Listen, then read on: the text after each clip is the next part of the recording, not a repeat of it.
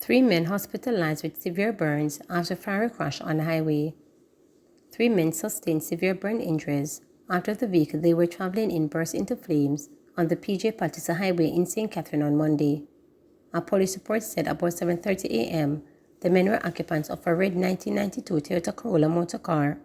Traveling eastbound when upon reaching the Boulders entrance at Old Harbor, a motor vehicle entering the toll drove onto the path of the Corolla.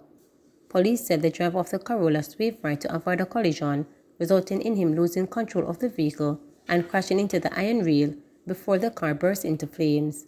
Police said the driver exited the vehicle and noticed the other 3 occupants on fire. The injured men, ages 50, 26, and 25, were taken to hospital by motorists. The men have been admitted with severe burns. Firefighters from the Old Harbor Fire Station responded to the incident. Police said extensive damage was also done to the guardrail on the highway. Police report indicates that 31 people were murdered in the country last week. Some 31 people were murdered in the country last week. According to the latest police data, 223 murders were committed up to Saturday, March 16, compared to the 192 homicides recorded during the week ending Saturday, March 9. This is an increase of 31. The increase is a result of surge in gang violence across the country, namely sections of Westmoreland such as Grange Hill and Central Village in St. Catherine. Last Tuesday in Central Village, 4 relatives, including a 4-year-old boy and a teen girl, died after their house was set ablaze. The police are investigating that incident. Meanwhile, incidents of rape, robberies, and break-ins also increased last week. Rapes went up by 3 from 54 to 57, robberies increased by 9 from 130 to 139, while break-ins went up by 20 from 146 to 166. Overall, there were 90 additional reports of serious crimes last week, up to 798 from the 708 recorded the previous week. Female security guard shot and killed in St. James, another woman shot and wounded.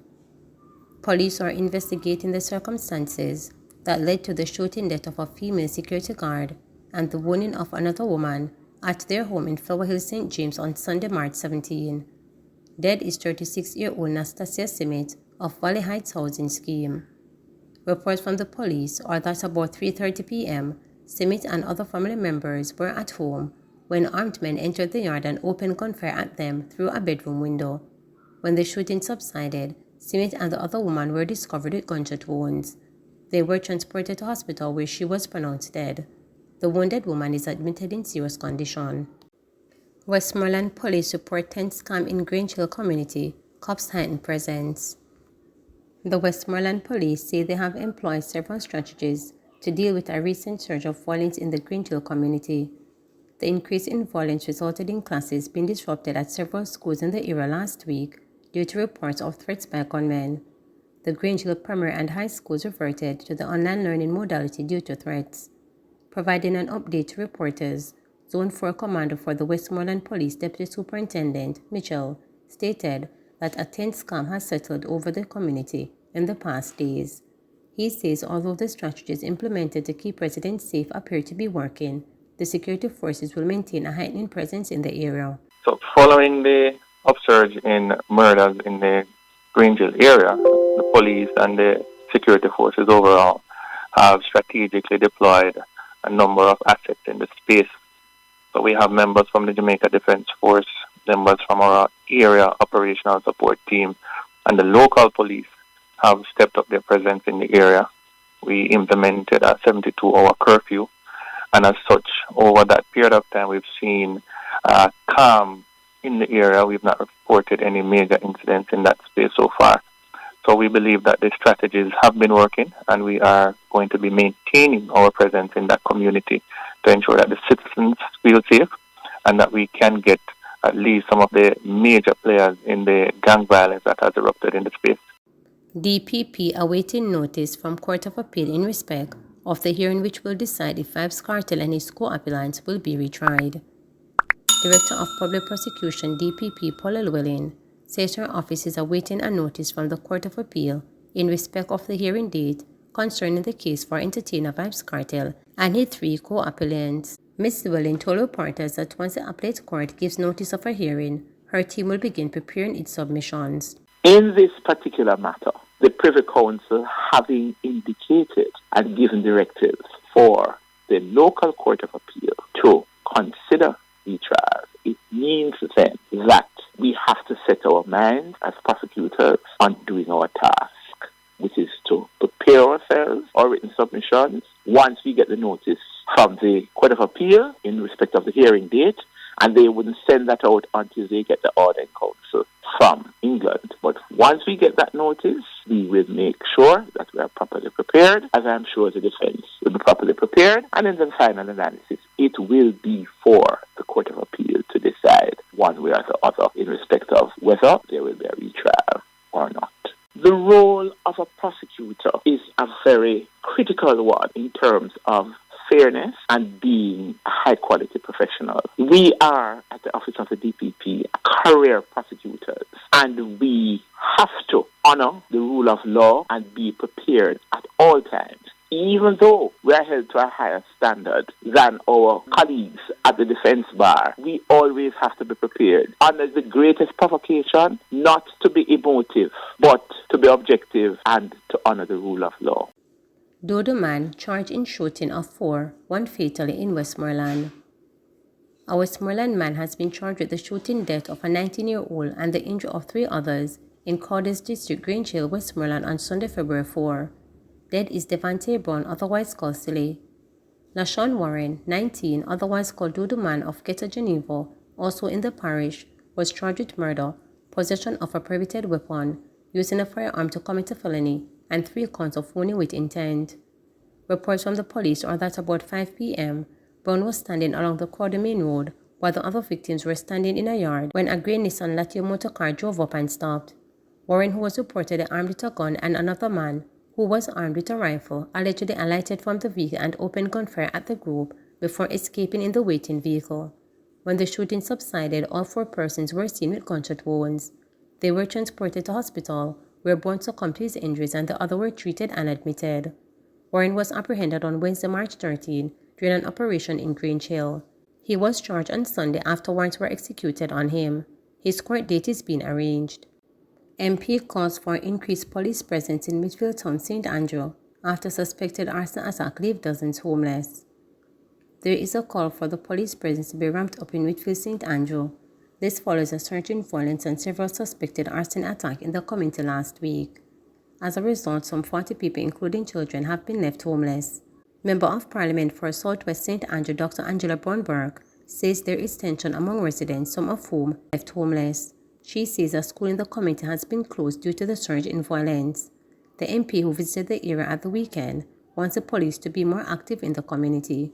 She is urging residents to stay safe and share information with the police where possible.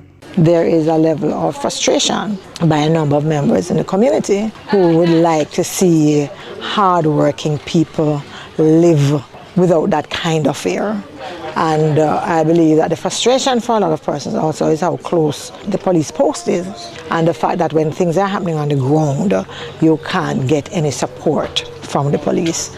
And we have heard the JCF say that for those joint command posts that they are static and therefore they can't move. But it is very frustrating to have either a fire taking place or shooting taking place and not to be able to count on police that's just close by. And I think that what that does also is that people begin to lose confidence in the police and what they're doing when they're stationed there when these things continue to happen. So we're not asking people to go out on the road and to say, boy, the yard is a problem, the person is a problem. We're not asking for that. What we are asking for individuals who have information to send the information, and for the police also to come in and provide that kind of safety net for residents and for all of us to see them actively in the space, patrolling. Because when you're patrolling as well, they're not staying.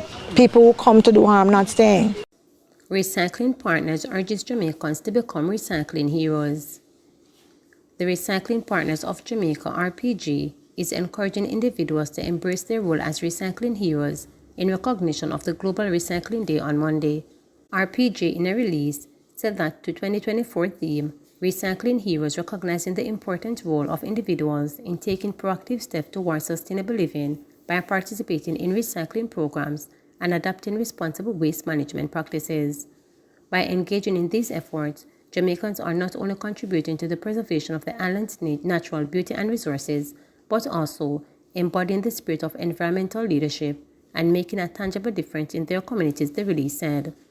We're taking the opportunity of Global Recycling Day with the theme Recycling Heroes to remind Jamaicans to be heroes of their environment and to recycle their PET and HDPE plastic bottles, Gary Taylor, General Manager of Recycling Partners of Jamaica, stated.